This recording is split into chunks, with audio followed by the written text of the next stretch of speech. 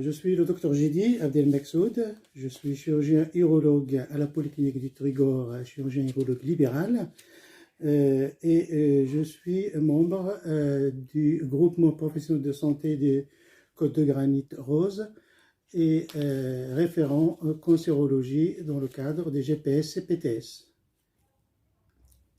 Un patient atteint d'un cancer, et il n'a pas dans sa vie que la maladie. Il a bien sûr son corps, la maladie et tout ce qui est autour de la maladie, que ce soit au niveau personnel, que ce soit au niveau des effets secondaires de son traitement, que ce soit un traitement médical, chirurgical ou radiothérapie ou d'autres techniques, je ne vais pas m'étaler dessus.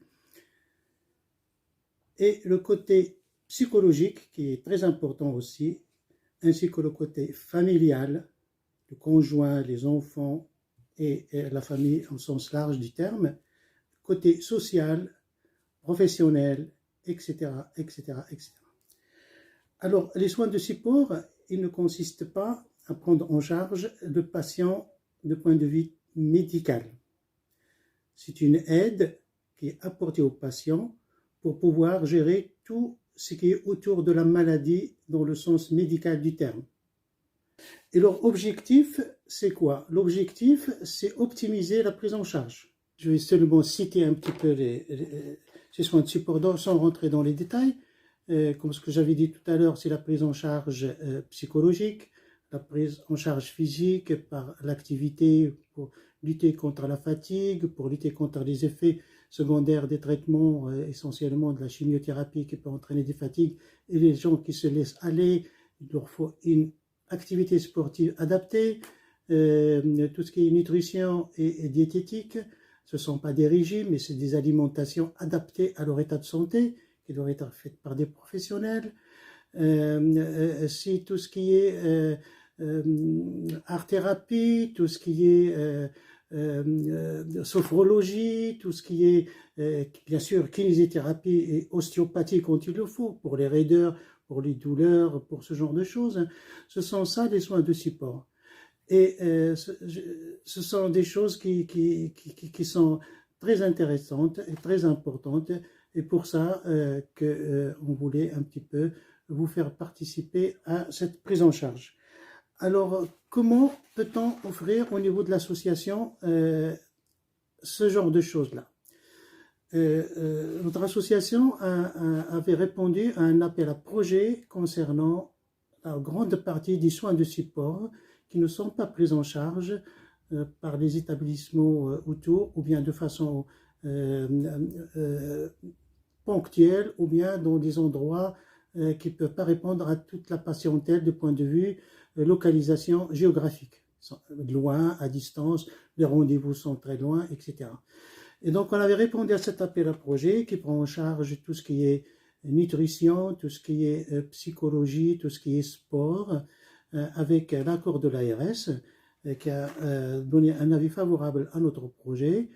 Et pour permettre de profiter de tout ça, bien sûr, vous pouvez diffuser autour de votre patientèle, que ce soit professionnel, infirmier, paramédical, kiné, diététicien, tous les professionnels de santé, quel que soit le type, c'est pas réservé au médical. Ce qu'il nous faut, c'est des volontés pour permettre de répondre de façon optimale à la demande de nos patients et de nos proches, et permettre d'améliorer la situation psycho-oncologique de nos patients. Bien sûr, c'est au niveau des établissements de santé, il y a des offres, que ce soit au niveau de l'hôpital de Lannion, que ce soit au niveau de la Polyclinique du Trégor. Et je tiens aussi à préciser un élément qui est important, il ne faut pas qu'il y ait une confusion entre ces soins de support et la prise en charge médicale des patients. Que ce soit au niveau, par exemple, dans les soins de support, il y a bien sûr d'autres choses. Il y a la prise en charge de la douleur, il y a la prise en charge de l'anémie, il y a la prise en charge beaucoup d'éléments qui restent des ressorts médicaux, parce que c'est le suivi de l'oncologue, des médecins qui gèrent ce genre de choses-là. pour qu'il n'y ait pas de confusion et que le patient ne soit pas perdu sur différentes prises en charge, des fois qui peuvent gêner la prise en charge globale.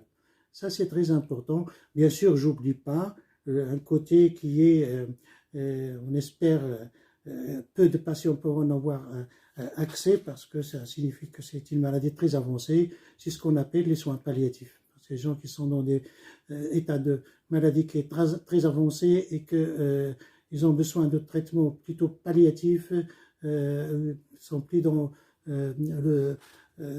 l'objectif de guérison. Et bien sûr, il y a au niveau de l'hôpital de Lagna un très grand centre de soins palliatifs, très actif dans la prise en charge des patients en cancérologie. Et je tiens à signaler ça aussi. Voilà, je pense que j'ai fait un petit peu le tour de tout ça et je vous remercie. Je sais bien que je n'étais pas exhaustif, c'est seulement pour donner une idée globale de cette prise en charge. Je vous remercie.